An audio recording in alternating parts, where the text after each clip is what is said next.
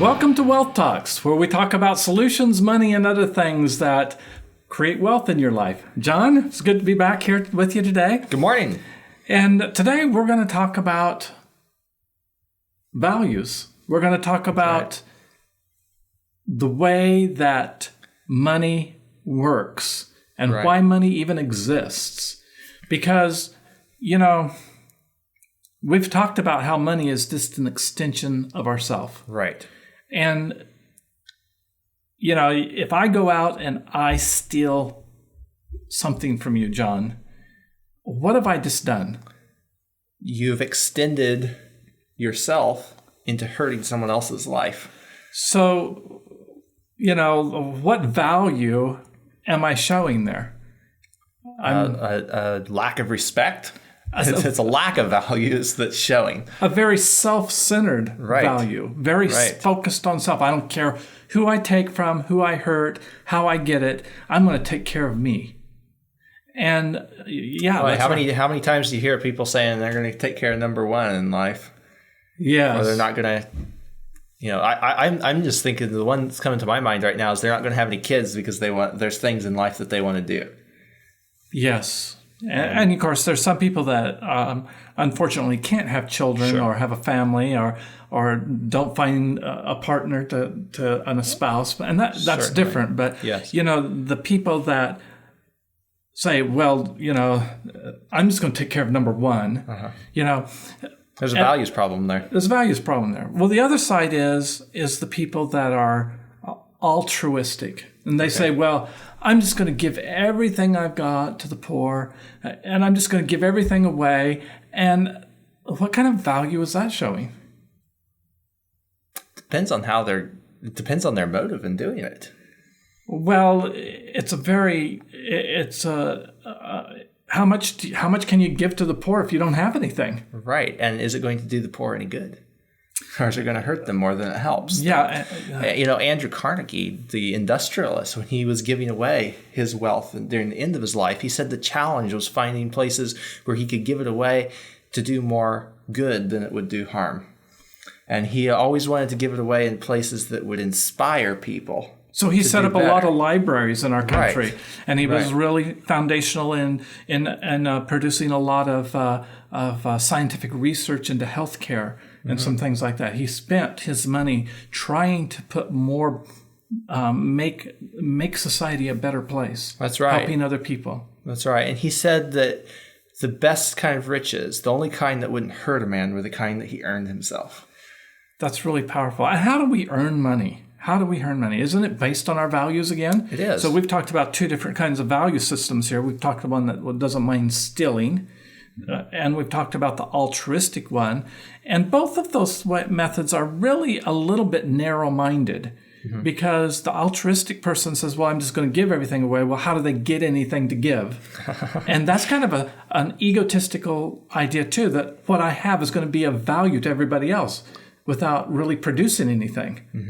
And the other one is, well, I'm just going to get what I want from taking it from you, John, because I don't want to have to do anything that's going to make me sweat or have to work hard.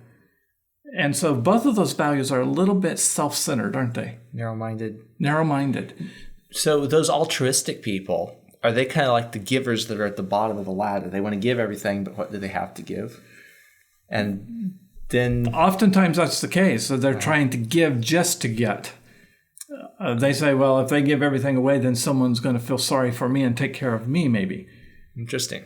So, and we're not to judge people's motives or anything, but just looking back and watching how things pan out, we're certainly supposed to discern how people are behaving. Yes. And so, that's what breeds, different political systems, whether it's socialism or a fascism or whether a dictatorship or whether we really have a representative republic like our founding fathers in America wanted us to. So, you talked about Carnegie and his values. He came to this country from Scotland, very poor. And what did he end up doing? He ended up I believe he started working as a telegraph boy in a telegraph office, and he learned to be good at that. And then he moved into the railroad. industry, and then we went to the steel industry from there. And in his process, he learned that it was only by him providing value to other people did he get his needs met. Right. And that's where everything comes to. It's only when I provide a value for someone else, not just doing something for someone else to get back in return, but really sincerely valuing helping someone else. And when I put that there and as my focus, then what I get in return for that is driving what we call the offense of our financial gain. Okay.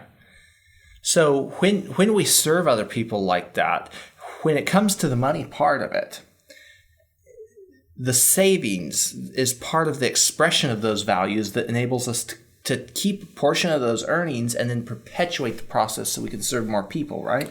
That's right. So would you say savings and our values are closely linked? They're very closely linked, and even King David realized that, and he saw that money was very much linked to people that were morally and ethically sound. Okay. And his writings years ago in the Psalms and the Bible. So it's when I value other people, then I really have a heart to work with them and help them. Now, the other side of the coin is you can't help somebody that doesn't want to be helped. Sure. So we can't be burdened down by the people that don't want to get any improvement. That don't want anything. Sure. So there's a fine line between that. How do you, when you're talking with someone, Dad, how do you determine whether they're stuck in a rut that you can't help them out of, or if they're stuck in a rut that you can help them out of? Well, first of all, I have to see if they value themselves. Okay. Because if you don't value yourself, how can anything you do help somebody else? It can't. It can't. So, the old golden rule, do unto others as you do to yourself, okay? You've got to value yourself before you can even feel like you have something to offer someone else. And when we value ourselves, then we want to be able to help other people so that they can improve themselves as well. And the natural law that takes place when we do that is that we get rewarded. Now, you've heard that one man's treasure, another man's junk. Yes. And that sets up the law of exchange that is able. So now I'm able to provide something for you that you value, that you're willing to exchange something that you don't value as much back to me for the value that I gave you. All right. Now, I wouldn't necessarily do that for you unless what you were going to exchange for me had greater value I valued it more to me. Sure. And that creates something called abundance, because now you've got what you want and I got what I want, and we both go away more satisfied and more content than if we hadn't met each other and exchanged values. Sure. So really, we're talking here too then about our system where we have other people that know more about certain topics than we do. I mean, there's no way that anyone in this world today can know everything about everything. No.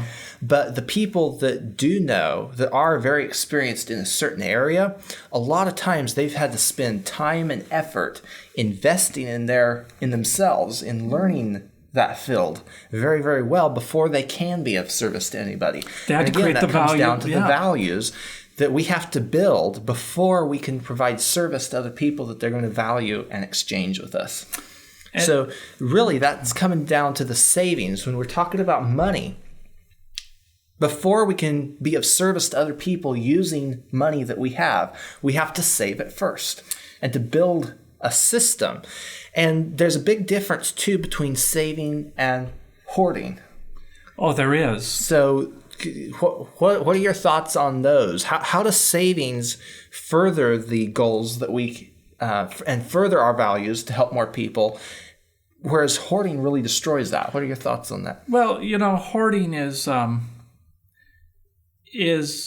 we've all seen the shows where these junk collectors and everything, they just get their house so cluttered with garbage and junk that it's not necessarily poor people. Think of Howard Hughes. Right here in Las Vegas, how he lived 9 years in a hotel room, right, and hired someone 24 hours a day to answer the phone for a telephone call that never came in. Right. And just this morning we went hiking. Some of us did, and we went back into the desert and we found a cave, and somebody has been living there. And we didn't go inside because we weren't sure if they were there, but just looking inside and seeing all the junk. And someone valued that enough to haul it out there, put it out there in the middle of nowhere, But something that often comes back, and you ask, how do I know when I'm working with someone? Mm-hmm. And this is a real key. If somebody doesn't love somebody else, we probably can't work together, because love is a value too. It is. And when I love somebody, that means that I want to help them. I want to help take care of them. I want to protect them. I want to make sure that nobody makes them look bad. I want to make sure that no one insults them. I want to make sure that no one can take advantage of them, either financially or physically or emotionally. Mm-hmm. All of those things come in the topic of love.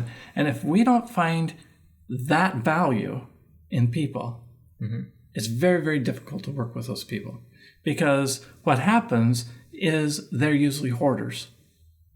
They're heaping it up for themselves. And I can't help but think of the little story that Jesus told, where the guy, he had all these barns, and he was going to tear them down and fill up bigger barns, and then he's going to kick back and relax because he had enough. Right. And the end of the story example of hoarding. The end of the story was, you fool. Yes. Tonight you die. Then who gets it?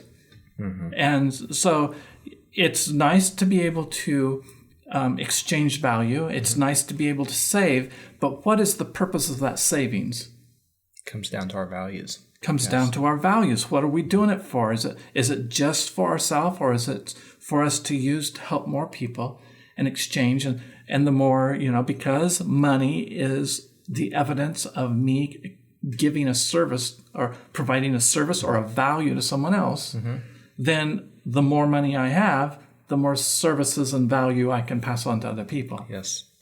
And the good news is that if you don't have the right value set, or if people don't have the right value set, they can adopt a different value set. If they realize the path they're going on, they can change. They can. And that's a privilege that we have. And values are something that's very unique to human beings. It's not found in other animal life. Right. It's a human being thing, and the less that we express our values or allow them to develop, the more animalistic that we become. And so it becomes less and less valuable for people to save. And that's one of the reasons that we see such a low savings rate in the United States today, is because we have gotten rid of the value-based behind why we're even making money. What's the purpose of money in the first place? Why do you save? This idea that I'm going to save up enough money to kick up my heels and relax for the last 35 years of my life. It's the moral to that story is coming true. You fool. There is not going to be any money there, because we've got to make sure that we continue to give value all of our life. Otherwise, our life is useless. And idle people, when they retire, they're often idle and they're not happy. Yeah. So we say that values and savings, they trigger your offense. And you can't win a game just on defense. You've got to get points on the board. Yes. And so the altruistic person is really just all playing defense. They're just giving everything away. And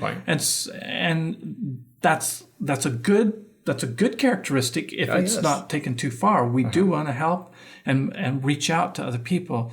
But at the same time, if we're not creating more value in ourselves, like you said, getting educated in this area or that, or developing a skill, then it's really narrow-minded. Right. And if we're not creating the value to give away, and we want to be giving away something, then we have to go after other people's wealth.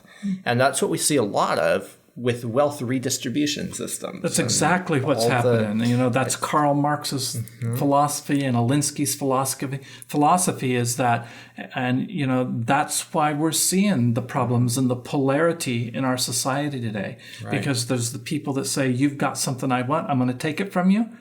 And the other people are saying, no, you're not, I'm holding on to it. And what we need more is of a values ethic that will come through and break down those polarity opposites so that we can become a homogeneous society again and continue to be productive and grow. So our goal is to help people keep more of the money they make so they can not just hoard it, but so that they can create more value in the world. Right, to keep it flowing and growing and create more value. Yes, absolutely. So, and that's a good thing. Whenever money sits, it stagnates, and it's very close to hoarding. Whenever it flows and is serving people, you're on the right path. Well, and John, that's one of the reasons we use participating whole life insurance. Yes. Because that is money that is out there. Our premium dollars immediately go into the community to develop all different types of entrepreneurship and industry and technology that is helping society increase in value. It's creating an abundance. Right, and it comes with guarantees, which if you're going to do that type of thing through investments, you get rid of the guarantees. You can still do some of the same things through investments more directly, but you're going to get rid of some of the guarantees to do it. And so when we're talking about savings dollars that you want to keep safe, that's a great place to do it. Well, and the other thing is that it's mutually operated. So that means that instead of someone getting a fee to do this, which is really me just taking something from your value rather than providing a big service for you. When we do it mutually, then the person acting on our behalf to make that money flow shares their profits with us because they're grateful for our premium payments.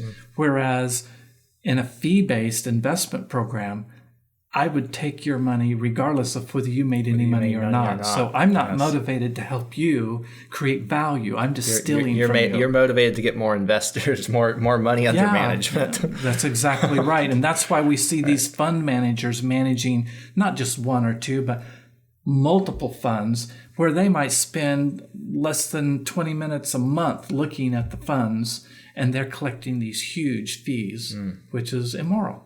Yeah. It's not value-based anymore.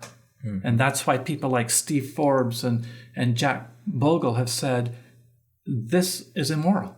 It's wrong. We need to change it. It's not working right. It's making the fund managers very, very wealthy at the expense of the people who own the money. Yeah. It's all based on values. And so if our offense is not based on good, solid values and savings, then the writing's on the wall. We're dead. We're dead in the water. We cannot win the game. Right. So let's get those values and savings in order, and let's win the game. And that's the good news, is that we can do that because we still have the ability to provide services and value to other people, not only just in an individual way, but in a mutual way, which benefits people that we'll never even see. That's right. And that's the cool thing about a capitalistic society that's run on values and savings. All right. Well, thanks for joining us for the talk on values and savings today. We'll see you back next week. All right. And where we'll talk more about solutions and money and things that create wealth in your life. Have a great week. Bye-bye.